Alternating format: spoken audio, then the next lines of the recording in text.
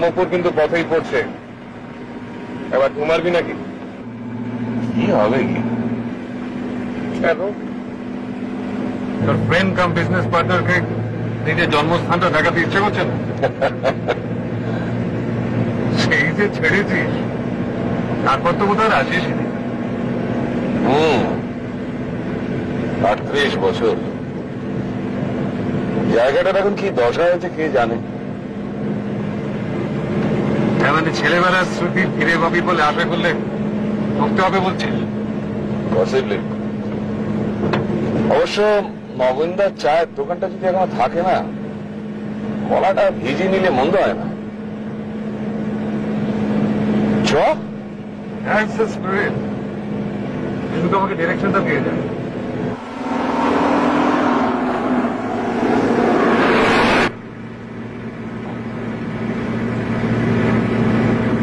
ওই ডাইনে ওই কাঁচা রাস্তাটা তো।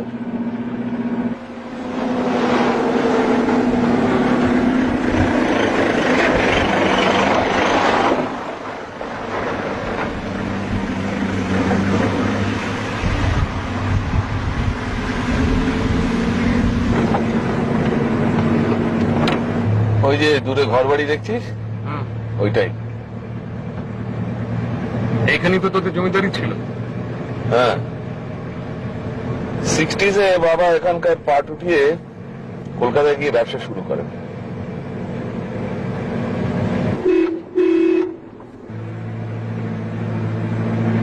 এই সামনের ভাই একটু দাও তো।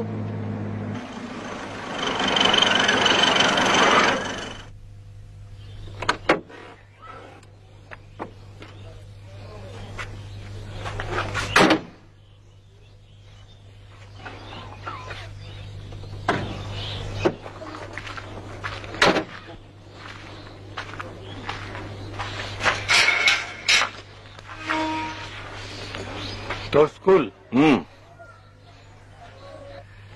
মিলছে স্মৃতির সঙ্গে? ওই মেন বিল্ডিংটার পাশে ওই যে মন্দিরটা দেখছিস না, হ্যাঁ, ওটা আমাদের হাডুডু খেলবার জায়গা ছিল। ভেতরে যাবি? পাগল, চল চল চল চল। তুই তো খুব ভালো ছাত্র ছিলি, তাই না?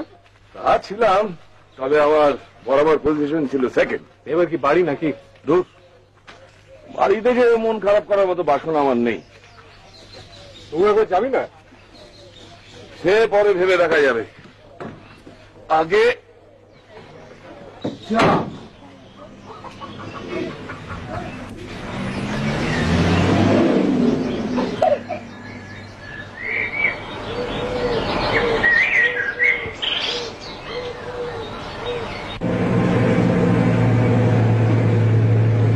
ডান দিকে, ডান দিকে।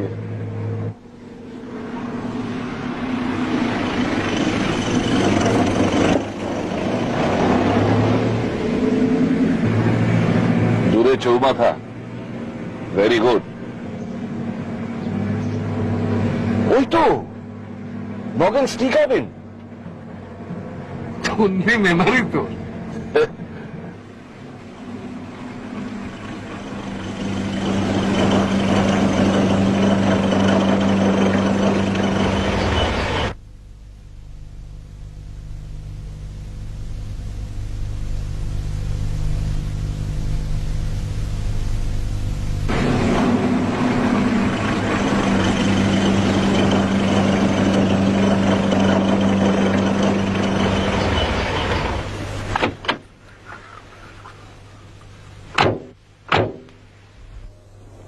আসুন আসুন, দুটো চা, ইয়ে মধু বিস্কুট হবে? আগে হবে। দুটো করে দিন। কোথেকে এলেন আপনারা? দেওদারগঞ্জ, যাবো কলকাতা। তাহলে ভেতরে বসুন না। না, এ বাইরেই ভালো।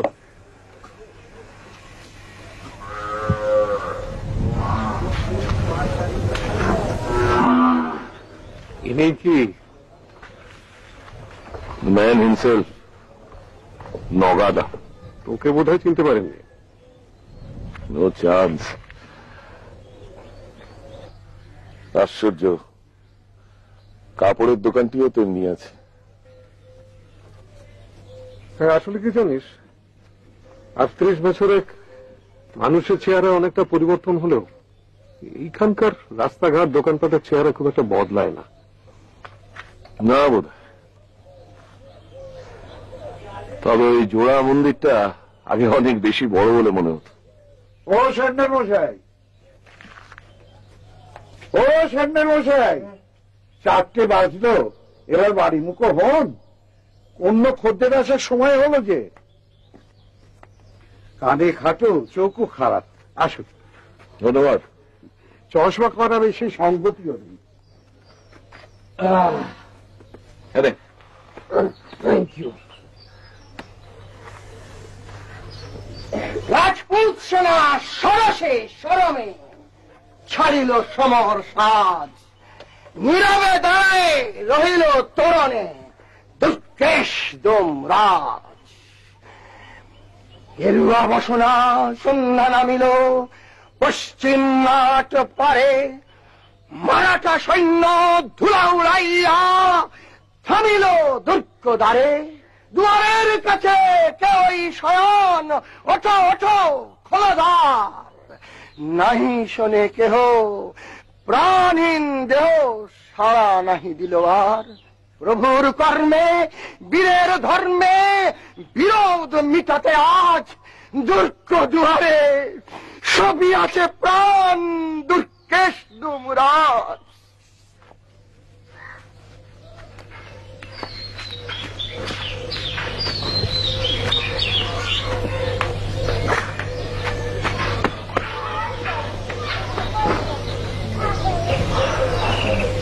ভদ্রলোক কে বলুন তো? আসল নাম শশাঙ্ক সান্যাল, তবে এখানকার লোকে ওকে সান্দের সেই বলেই ডাকে। কি করেন? কি আর করবে, চোখ কানের অবস্থা তো বললাম। মাথাটাও গেছে কি? গেছে হয়তো, তবে পুরনো কথা একটিও ভোলেনি। স্কুলে শেখা আবৃত্তি শুনিয়ে শুনিয়ে ব্রহ্মপুরের লোকের একবারে কান পচিয়ে দিয়েছে। স্কুল মাস্টারের ছেলে, বাপ মরেছে অনেক কাল। পোস্ট অফিসে চাকরি করত, সামান্য ক্যারা নিয়ে।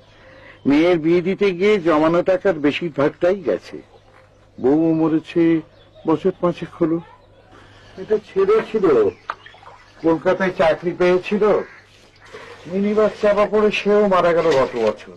সেই থেকে সব ছেড়ে ছুড়ে কেমন যেন অভিশপ্ত জীবন। মশাই, কোথায় থাকেন? যোগেশ কবরের ছিলেন ওর বাপের পুরনো বন্ধু। ওর বাড়িতেই থাকে একখানা ঘরে, আর ওরাই ওকে দুবারে দুমুঠো খেতে দেয়। আপনার এখানে রোজ আসেন? রোজ ওই কোনটায় বসে চা বিস্কুট খায়। পেমেন্টও করা চাই। আত্মসম্মান বোধটিও আছে পুরো মাত্রায়। কত হলো? আগে 6 টাকা। আমি দিচ্ছেন দিচ্ছি। হ্যাঁ, ঠিক আছে। যদিও এভাবে কতদিন চলবে জানি না, মানুষের সব সময় তো সমান যায় না। আচ্ছা আসুন। আচ্ছা, যোগেশ কবিরের যে বাড়িটা ওই চরকের মাঠের পশ্চিমে না? আপনি তো সব জানেন দেখছি। ব্রহ্মপুরে কি এককালে একটু যোগাযোগ ছিল। চলি। ছেড়ে চাবিটা দে, এবার আমি চালাই। আমাদের বাড়ির রাস্তাটা একটু ঘুর পেয়েছে। তাহলে বাড়িটা দেখবার ইচ্ছে জেগেছে বল? হ্যাঁ, জেগেছে। এবার ওটা এসেনশিয়াল হয়ে পড়েছে।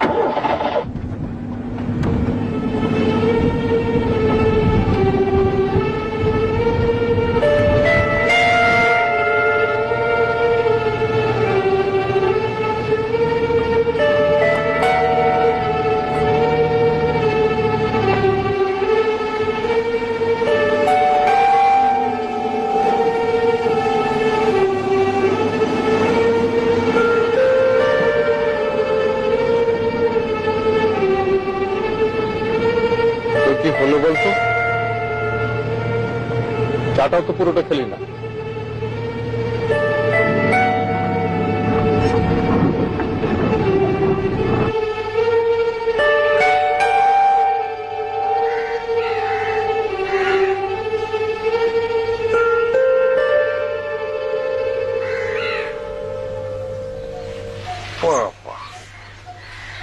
এককালে তো জাঁতরেল ব্যাপার ছিল বলে মনে হচ্ছে। এ তো কিছুই না।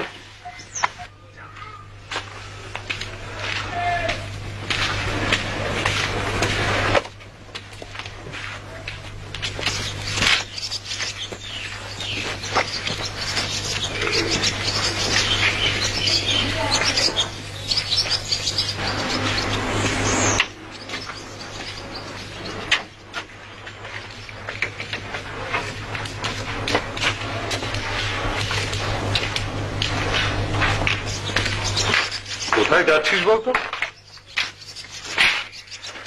ছাদে। ছাদে?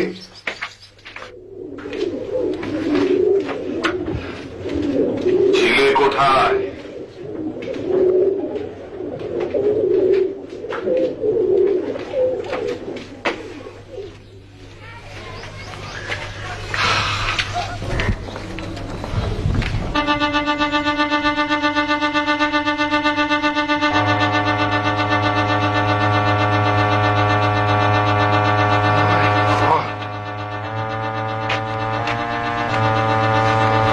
Fantastic.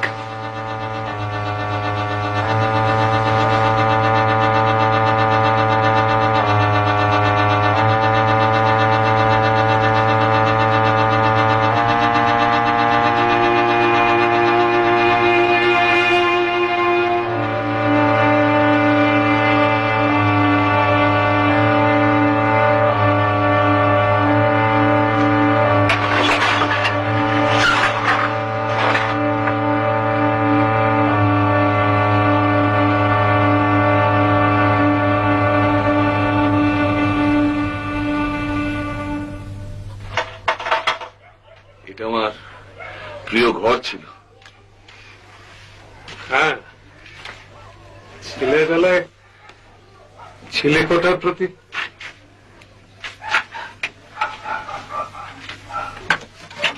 সকলেরই বোধহয় একটা আলাদা আকর্ষণ থাকে। আমারও ছিল। পাখির বাসা,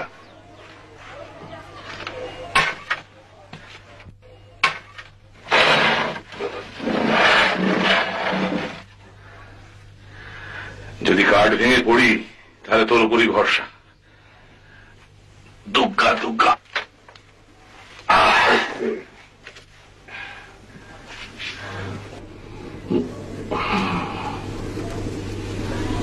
তুই কি খুঁজছিস কি? যাক বাবা,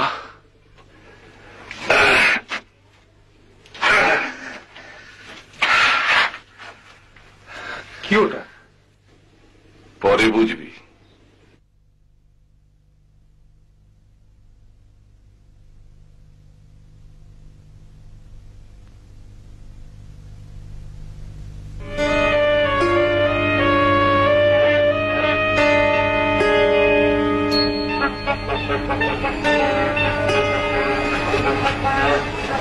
কি চাই? এইটা একটু দেখবেন? এ তো অনেক পুরনো জিনিস দেখছি। আরে হ্যাঁ, আজকালকার দিনে এত বড় জিনিস তো দেখা যায় না। ইয়ে একটু ওজন করে দেখবেন? আর দেখছি।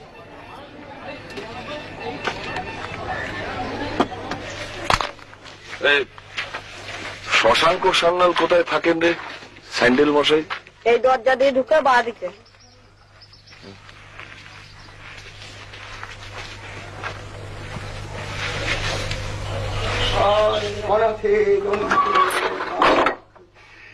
চিৎকারি উঠিল বিপ্র, রাখ রাখ রাখ। চকিতে হেরিল চাহি, মুচ্ছি আছে করে মোক্ষদা চরণে তার। মুহূর্তের তরে ফুটন্ত তরঙ্গ মাঝে মেলিয়ার তো চোখ, মাসি বলি ফুকারিয়া মিলালো বালক। অনন্ত তিমির তলে শুধু ক্ষীণ মুঠি, বারেক ব্যাকুল বলে ঊর্ধ্বপানে উঠি। আকাশে আশ্রয় খুঁজি, ডুবিল হতাশে। ফিরায় আনিব তোরে, কই ঊর্ধ্বশ্বাসে ব্রাহ্মণ মুহূর্ত মাঝে ঝাঁপ দিল জলে। আর উঠিল না, সূর্য গেল বস্তা চলে। আসতে পারি?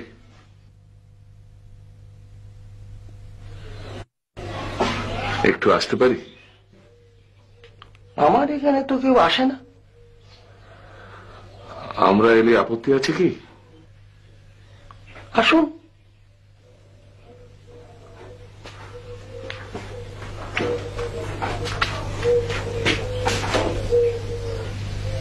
বলুন। আদিত্য নারায়ণ চৌধুরীকে আপনার মনে আছে? বিলক্ষণ, আলালের ঘরে দুলাল। ছাত্র ভালোই ছিল, তবে আমাকে কোনোদিন টেক্কা দিতে পারেনি। হিংসে করত, প্রচন্ড হিংসে, আর মিথ্যে কথা বলতো। জানি। আদিত্য আপনাকে এটা দিতে বলেছে। ওটা কি? টাকা। টাকা? কত টাকা? 300। বলেছে আপনি এটা নিলে ও খুশি হবে। হাসবো না কাঁদবো? আদিত্য টাকা দিয়েছে আমায়? হঠাৎ এমতি হলো কেন? সময়ের প্রভাবে মানুষ তো বদলায়। আদিত্য হয়তো সে আদিত্য নেই।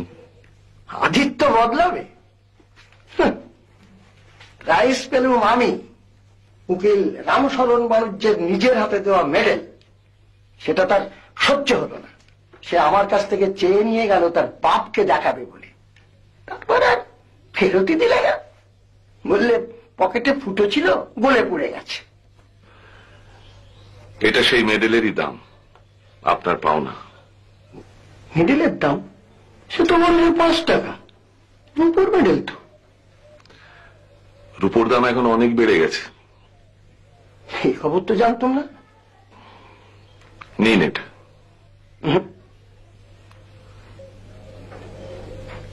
এতে যে বড্ড চ্যারিটির গন্ধ এসে পড়ছে আদিত্য। তোমার ডান গালের ওই আঁচিল দেখেই নগাদার চায়ের দোকানে আমি তোমায় চিনে ফেলেছি। আর এও বুঝলুম যে তুমি আমায় চিনতে পারোনি। কি করে চিনবো বলো? যে অবস্থার মধ্যে দিয়ে গেছো শুনলাম, তাতে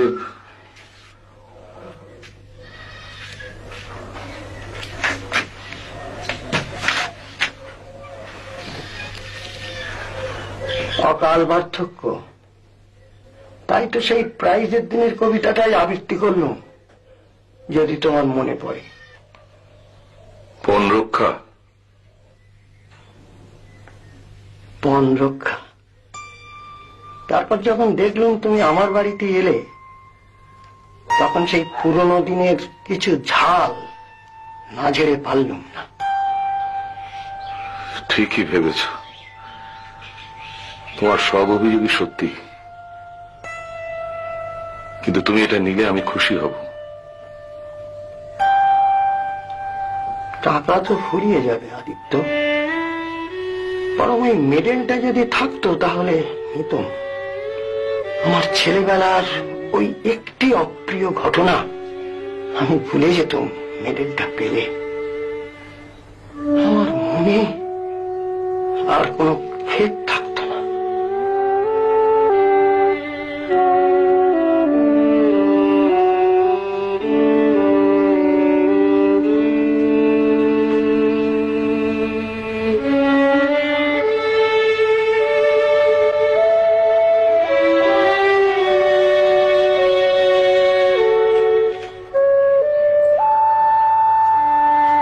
যার জিনিস তার কাছেই আবার ফিরে এলো।